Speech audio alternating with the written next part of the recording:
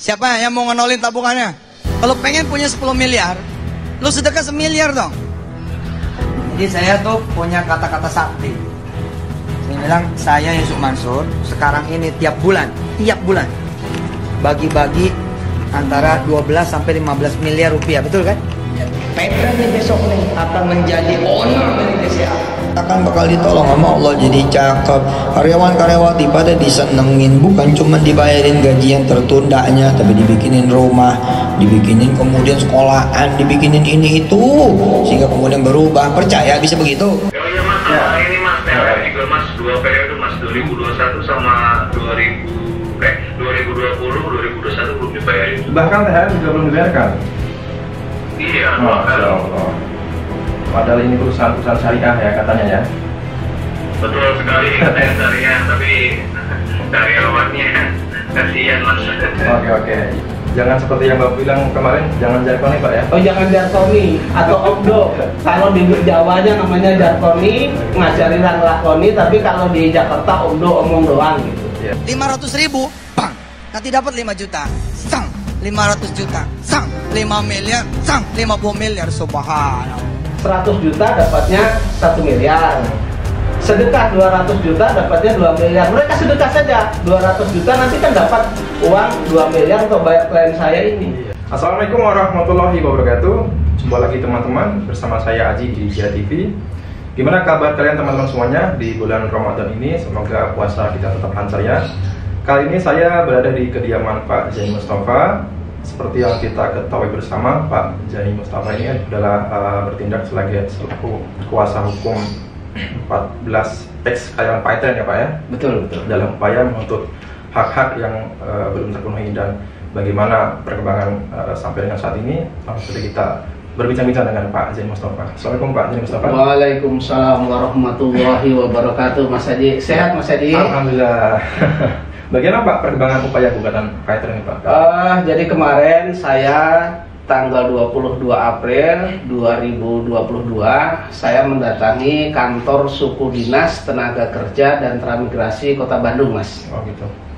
Menyampaikan surat kepada kantor dinas suku dinas tenaga kerja dan transmigrasi Kota Bandung itu menyampaikan permohonan pencatatan perselisihan hubungan industrial, Mas, terkait dengan 14 karyawan saya selaku pekerja atau buruh dengan permasalahan dan dengan PT Peritra Sentosa Internasional atau PSI atau biasa lebih dikenal dengan Paytren, Mas. Ya. Jadi tanda terima suratnya ini, kemudian dari kantornya juga memberikan tanda terima juga, Mas, ini. Ya. Oke, sudah diterima Pak ya? Sudah diterima. Jadi sekarang tinggal menunggu panggilan dari pihak Disnaker Pak ya? Sekarang kami tinggal nunggu panggilan. Mudah-mudahan lah dalam waktu tidak terlalu lama, mudah-mudahan sudah ada panggilan dari Disnaker. Kalau bipartit kan kemarin 2 kali Pak, kalau tripartit ini berapa Pak? Begini, biasanya kalau bipartit kami hanya 2 kali biasanya, karena ya undangan yang pertama diabaikan, kemudian undangan yang kedua itu dan terakhir saya, jadi 2 kali. Nah, kalau tripartit sendiri itu biasanya dari kantor suku dinas, tergantung daripada kantor suku dinasnya, apakah mereka, tapi akan lebih dari 1 kali biasanya memanggilnya, bisa 2 kali, bisa 3, bisa 1 kali, bisa 2 kali atau 3 kali. Ya, ini kan terkait mengenai karyawan yang belum sesuai Pak, misalnya mengenai THR, pesangon dan gaji yang kurang Pak ya, gaji yang bahkan belum terbayarkan Pak ya. Nah sebenarnya mungkin bisa menjadi edukasi buat teman-teman yang saat ini juga menjadi buruh juga. Jika suatu saat mendapati kejadian yang serupa, sebenarnya aturan mengenai pesangon, karyawan dirumahkan ataupun PHK itu diatur dalam undang-undang itu bagaimana Pak? Jadi begini, ketika buruh bekerja ya, kemudian perusahaan wajib memberikan gaji sesuai dengan kesepakatan yang disepakati. Ya. Artinya tepat waktu, tidak boleh ditunda-tunda. Kemudian ketika nanti sampai dengan Lebaran, hari raya, kemudian perusahaan atau pengusaha tetap memberikan THR sesuai dengan ketentuan yang berlaku juga. Tidak boleh itu tidak dibayar atau tidak boleh itu dicicil dan lain sebagainya. Mereka harus memberikan THR. Kemudian ketika karyawan atau buruh ini di PHK, diputus hubungan kerjanya, maka perusahaan harus memberikan juga pesangon sesuai dengan ketentuan hukum yang berlaku. Gitu Mas Haji. Dan jika gaji karyawan itu belum terbayarkan bahkan sampai bertahun-tahun atau berbulan-bulan, itu apakah ada dendanya? Jadi begini, terkait ada dendanya ada, tapi yang jelas itu merupakan tindak pidana kejahatan. Pidana kejahatan. Karena di dalam Undang-Undang Tenaga Kerja sendiri itu di dalam pasal 88A ayat 3 itu pengusaha artinya di sini perusahaan wajib memberikan gaji kepada pekerja atau buruh sesuai dengan kesepakatan. Nah, kemudian di dalam ketentuan pasal 185 Undang-Undang Tenaga Kerja itu menyebutkan barang siapa melanggar ketentuan sebagaimana dimaksud dalam pasal 42 ayat 2, pasal 68, kemudian pasal 69 ayat 2, pasal 80, pasal 82, pasal 88. 88 ini menyangkut mengenai gaji tadi, Mas. Nah, barang siapa melanggar ya ketentuan pasal 88 ayat 3 itu dikenakan pidana. Minimal pidananya 1 tahun, maksimal 4 tahun. Kemudian dendanya 100 juta sampai 400 juta rupiah. Begitu. Iya. Nah, ini kan karyawan Pak ini ya, 14 karyawan ini sudah lama sekali ya tidak membayarnya dan tidak ada kejelasan. Jadi sebenarnya alasannya apa Pak? Pihak Pak itu tidak sanggup membayar apa yang seharusnya dibayarkan itu? Menurut keterangan daripada klien saya, 14 karyawan ini adalah perusahaan tidak mempunyai kemampuan untuk bayar. Artinya sudah tidak ada keuangannya, sudah tidak ada keuangan di perusahaan itu. Baik teman-teman, sebelumnya saya sudah berbincang-bincang dengan salah satu karyawan Paytren dan berikut adalah videonya. Baik, assalamualaikum Mas. Waalaikumsalam. Ya, mohon maaf sebelumnya mengganggu sebentar waktunya ya. Saya Adi dari Jia TV. Kalau boleh saya bertanya Mas, jadi sebenarnya alasan dari pihak Paytren itu tidak sanggup membayar gaji Mas itu apa ya? Nggak ada dananya Mas. Nggak ada dananya? Hanya itu? Tidak ada dananya buat bayar PHK. Tapi kan ada pesangon juga nggak ada gitu. Sama sisa gaji juga sampai sekarang nggak belum bayarin sih Mas. Oh gitu ya? Oh gitu, oke. Kapan terakhir kali itu komunikasi dengan pihak Paytren itu mengenai masalah gaji? Lama itu dari 2020-an ya, kita selalu follow up gitu ya. Bagaimana dengan nasib kita gitu ya, sisa gaji kita kapan dibayar? Nanti aja katanya dulu dananya gitu. Dan sampai sekarang tidak ada kejelasan ya? Tidak ada kejelasan sama sekali, betul. Apa yang disampaikan terakhir kali komunikasi itu Pak? Intinya ditunggu dulu aja, siapa tahu nanti ada ini kita bayarkan dulu aja sih Mas. Tapi sampai sekarang tidak terrealisasi. Jadi masih menggantung ya? Baik. Sekarang kan sedang diusahakan oleh Pak Zaini Mustafa sebagai kuasa hukum. Mungkin ada yang ingin disampaikan Mas? Ya, saya terima kasih banyak nih sebelumnya untuk Pak Zaini ya, sama teman-teman yang lain juga ya.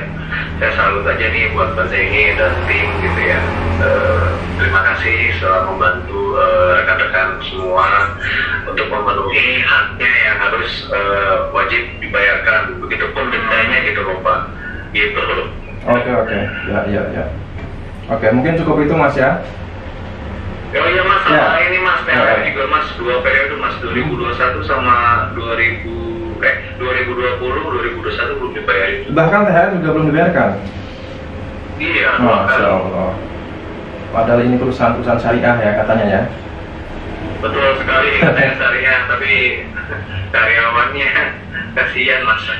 Oke. Ya udah Mas, saya doakan semoga Masnya dan teman-teman rekan lain yang belum mendapatkan haknya segera mendapatkan keadilan dan pihak Paytren menunaikan kewajibannya ya Mas ya. Amin, terima kasih ya. Mas, doanya Mas.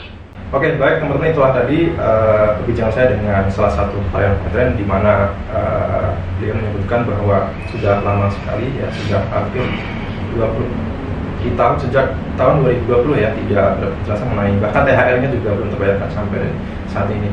Nah Pak, sebenarnya jika perusahaan dalam posisi seperti itu Pak ya, dalam kata lain keuangannya sedang tidak sehat Pak, apakah itu bisa dijadikan alasan untuk tidak membayar gaji karyawan Pak? Oh tidak bisa dialaskan, tidak bisa dijadikan alasan untuk tidak menggaji karyawan. Kan karyawan tetap bekerja di sana, jadi upahnya harus dibayar sesuai dengan ketentuan pasal ini gitu. Jadi sesuai dengan ketentuan pasal 88A itu harus dibayar tepat waktu. Jadi siapa yang sebenarnya bertanggung jawab untuk mengenai hal ini Pak? Ya tentu perusahaan atau pengusaha. Masalah itu nanti diambil dari ownernya dan lain sebagainya, nggak urusan kan gitu. Mungkin bisa dibilang itu risiko bisnis. Risiko bisnis. Tidak ada alasan apapun. Tidak ada alasan apapun. Karyawan itu tidak mendapatkan itu tidak alasan. Kecuali mereka memilotkan diri kan. Oh gitu. Iya. Silahkan kalau memilotkan diri kan begitu. Oke. Nah, seperti yang kita tahu, Payter ini kan di-owner atau dimiliki oleh Ustadz Yusuf Mansur ya. Yeah. Dan saya kutip dari CNBC News ya, CNBC Indonesia, dan juga dari media-media lainnya bahwa Ustadz Yusuf Mansur ini mempunyai deretan saham ya. Yeah.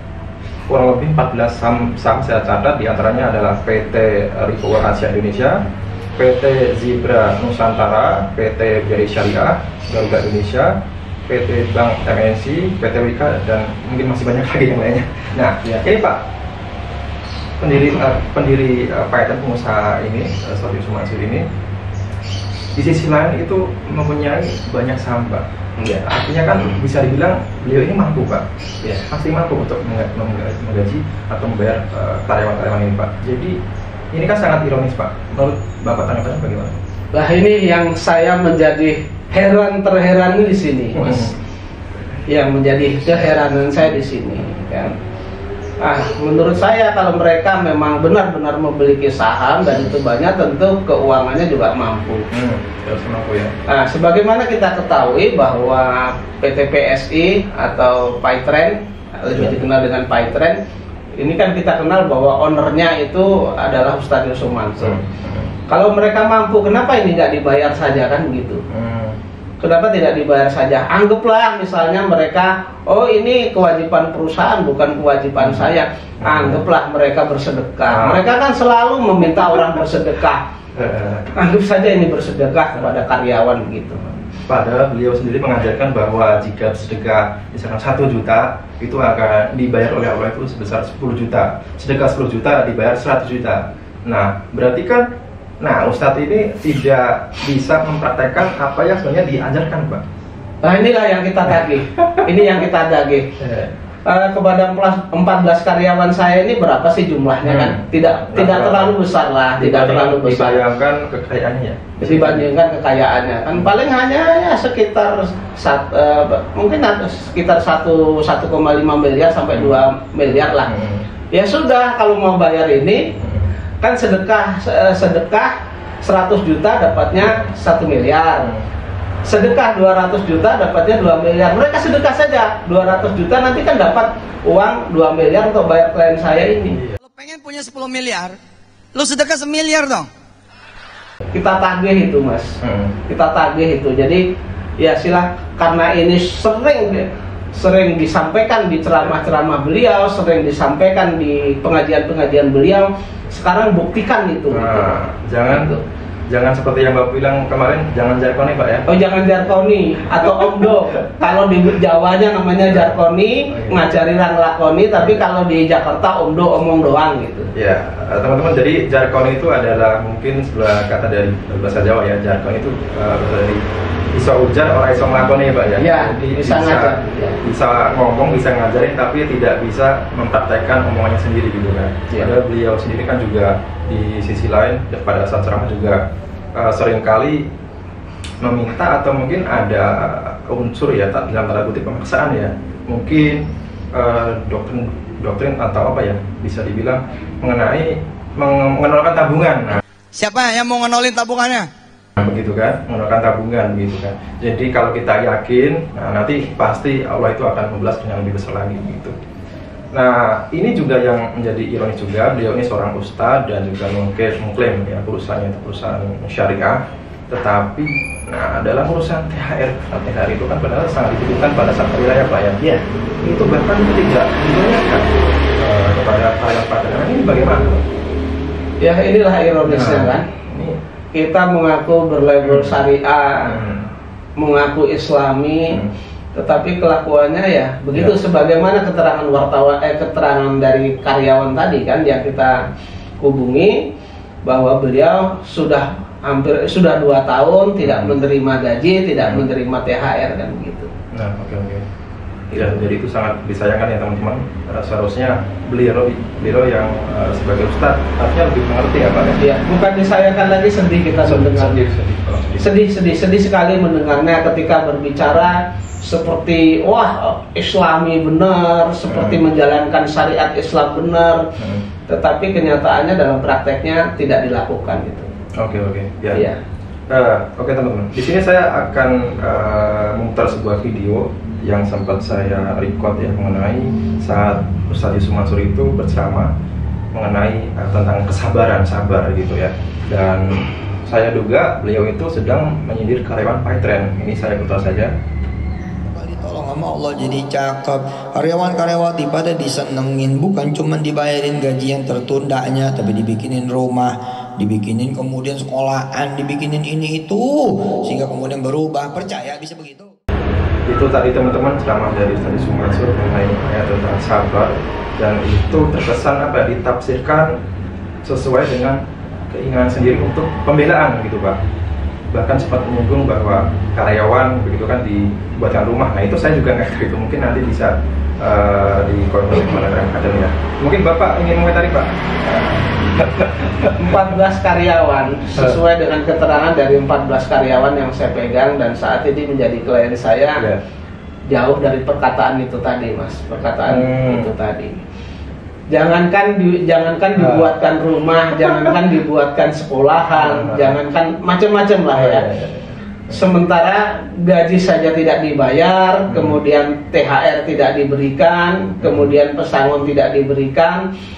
Dan menurut klien saya bukan tidak pernah menagih kepada pengusaha atau perusahaan. Mereka berkali-kali datang ya, dengan berkali-kali datang ke kantor sudah pakai ongkos, pakai biaya kan. Sampai ke sana zong, tidak diberi apa-apa, haknya tidak diberikan.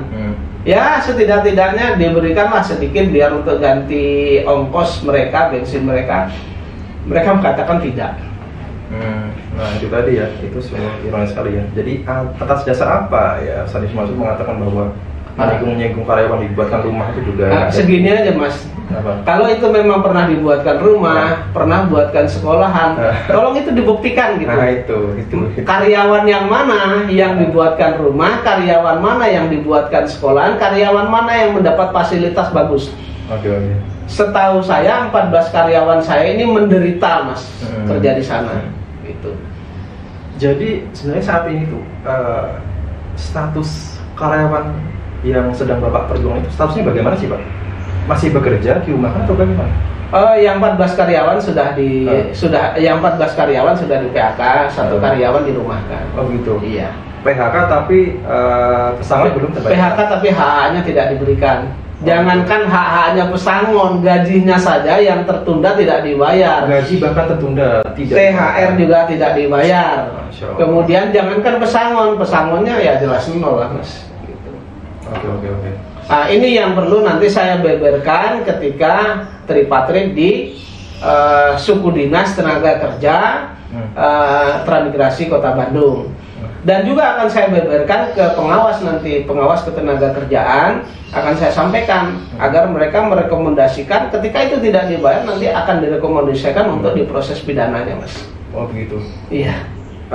Biasanya Pak setelah surat yang dilayangkan ke Disnaker itu diterima, itu berapa lama Pak itu kita bisa mendapat panggilan dari Disnaker itu? Biasanya kalau tidak terlalu ramai biasanya antara, cuman ini kan ada libur dan lain sebagainya, ya perkiraan saya antara 2 minggu sampai 1 bulan lah Mas. Ya itu ya. Udah lewat lebaran ya, Pak. Oh, lewat lebaran. Ya, ini Masya Allah ya, itu saya juga sangat menyayangkan ya. Jadi tidak ada satupun tanggapan atau klarifikasi mengenai ya apa yang sedang kita perjuangkan saat ini, Pak ya. Iya. Kita undang Bupati 2 kali, itu pun juga tidak ada konfirmasi sama sekali, tidak ada tanggapan apapun gitu.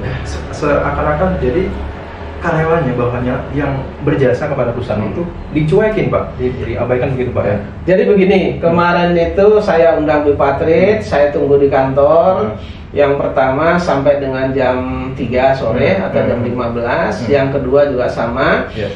Terus kemudian setelah hampir jam 4 itu ada surat datang. Oh gitu. Dari kuasa hukum PT Paitren, tapi menyatakan bahwa mereka surat kami katanya tidak jelas. Oh begitu. Ya. Padahal surat di sana kan jelas saya lampirkan kuasanya, sehingga siapa yang saya wakili, kan begitu. Kemudian di dalam surat undangan saya kan jelas menyebutkan bahwa itu bipatrit. Artinya ada perselisihan antara pengusaha dengan buruh gitu. Jadi saya kira tidak ada alasan mereka mengatakan tidak jelas, tidak ada. Karena surat kuasanya sendiri sudah mengatakan bahwa yang saya wakilin itu ex karyawan PSI atau Paitren. Sementara di dalam undangan sendiri saya sebutkan dan kuasanya saya lampirkan, undangannya adalah bipatrit. Kalau bipatrit ini kan sebenarnya perundingan antara pengusaha dengan pekerja atau buruh, di mana pekerja atau buruh ini yang saya wakili kan begitu. Ya ini saya kira alasan saja lah. Ya biarkan nanti waktu berjalan, tetap saya tetap berjalan. Jadi di tanggal 20 kan kami undang kemarin, kemudian tidak, saya buat surat tanggal 21, tanggal 22 sudah kami antar, walaupun hari Jumat, Mas. Ya, jadi intinya padahal surat yang Bapak layangkan ke pihak Paitren sudah jelas, Pak ya? Jelas. Bapak itu selaku sudah mendapat kuasa dari 14 ex klien Paitren ini, Pak ya? Betul ya. Jadi tetap ada alasan-alasan lagi, Pak, yang alasannya biasa lah. Oke. Nah, disinilah timbul menurut saya etika tidak baiknya terlihat dengan jelas lah gitu. Nanti masyarakat bisa menilai juga. Ya, oke. Iya. Nah, berikutnya Pak, di upaya tripartit ini Pak, apa harapan Bapak? Harapan saya ketika ini sudah dimediatori oleh nanti salah satu pegawai di sana atau ASN di sana yang ditunjuk oleh kantor suku dinas tenaga kerja dan transmigrasi Kota Bandung. Harapan saya nanti di sana akan kita beberkan berapa gaji yang belum dibayar atas 14 karyawan, berapa THR yang belum dibayar atas 14 karyawan, ya, terus kemudian berapa tadi gaji, THR, terus kemudian pesangon ya Mas, pesangon yang belum dibayar itu akan kami beberkan di sana dengan bukti-bukti yang ada kan begitu. Dari 4 komponen itu nanti berapa jumlah besarnya kami sampaikan biar disimpulkan oleh mediator agar diberikan anjuran PT PSI atau Paitren untuk membayar itu. Jadi intinya semoga ada solusi ya dalam. Ada solusi lah di sana. Kalau masih bisa win-win solution, saya kira lebih bagus lah itu. Kita masih berupaya secara persuasif, Pak. Ya. Tapi kalau itu tidak persuasif, tidak, misalnya katakanlah nanti di tripartit itu tidak selesai, ya tentu saya akan melakukan upaya sesuai dengan anjuran. Nanti kalau itu tidak dipenuhi, tentu saya akan membawa ke PHI dan juga tentu akan pidananya akan saya jalankan juga kan begitu. Gitu. Apa yang menjadi upaya hukum klien saya akan saya jalankan semuanya. Ya. Itu. Jadi apapun yang peluang apapun yang bisa diupayakan kita upayakan, Pak. Diupayakan, saya upayakan. Ya. Oke, baik. Kan kasihan ini karyawan ini kan orang lemah. Iya. Ya di mana-mana yang karyawan ini kan begitu. Jadi juga ini kan menimpa karyawan PT Perita Sentosa Internasional atau PSI atau lebih dikenal dengan Paitren. Tapi bisa juga nanti menimpa teman-teman pekerja atau buruh yang lainnya. Maka saya minta bahwa terkait dengan perkara ini ada kepedulian, dukungan moral setidak-tidaknya dari para umumnya buruh seluruh Indonesia, karyawan atau buruh seluruh Indonesia, atau khususnya yaitu karyawan atau buruh Kota Bandung atau Jawa Barat gitu. Jadi tolong kami, saya minta tolong sebagai kuasa hukum, tolong berikan dukungan moral. Kalau finansial saya kira tidak perlu lah, mungkin ya gimana caranya masih bisa lah. Tapi moral tolong didukung nanti. Dan selalu akan saya sampaikan juga nanti ke media, kalau memang ada media yang meliput akan saya sampaikan, tolong serikat buruh, kemudian organisasi buruh lah, membantu penyelesaian atas permasalahan 14 karyawan ini. Ya, mungkin tidak melihat berapa jumlah karyawan, ya mungkin ini 14 ya, tidak ratusan, tetapi bagaimanapun itu adalah mereka itu adalah saudara-saudara kita yang hak-haknya itu tidak terpenuhi begitu Pak ya. Dizolimi kalau saya katakan, dizolimi oleh pengusaha atau pengusaha ya, atau perusahaan begitu. Baik teman-teman, mungkin itu saja ya teman-teman bincang saya dengan Pak Zaini Mustafa. Sudah cukup lama juga dan ini menjelang waktunya berbuka Pak. Ya, baik. Kita ketahui bersama teman-teman ya, Pak Zaini Mustafa ini selain saat ini sedang memperjuangkan hak-hak 14 ex-karyawan Paytren, Pak Zaini juga sedang berupaya untuk menggugat PT Adi Prakasa juga Pak ya? Iya, bahkan saya yang menggugat sendiri yang 98,7 triliun itu saya gitu. Saya korbannya, kebetulan saya lolos, saya maju sendiri terkait investasi batubara.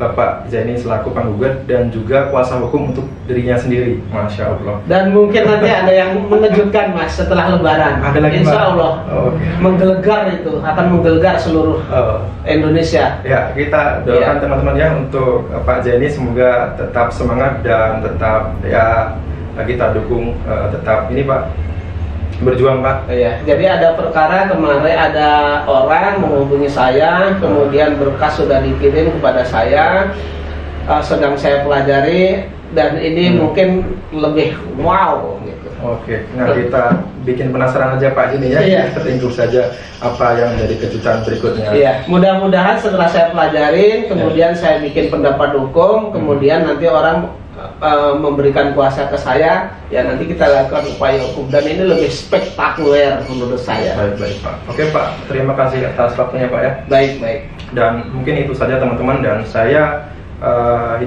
mungkin ingatkan untuk PT Paytren ya, saya ingatkan kembali lagi bahwa terutama untuk ownernya, Ustadz Sumasri ini kan selalu mengatakan bahwa PT Paytren selalu optimis akan bisa mengakuisisi BCA, akan membeli Real Madrid, akan membeli Singapura ya. Itu stoplah bulan-bulan seperti itu ya. Tunaikan dulu hak-hak mengenai hak-hak karyawan-karyawan Anda begitu ya. Jangan sampai Anda berbicara setinggi langit sedangkan realitanya itu jauh dari faktanya begitu ya. Oke, teman-teman, mungkin saya ucapkan sekian. Saya ucapkan wassalamualaikum warahmatullahi wabarakatuh. Waalaikumsalam warahmatullahi wabarakatuh.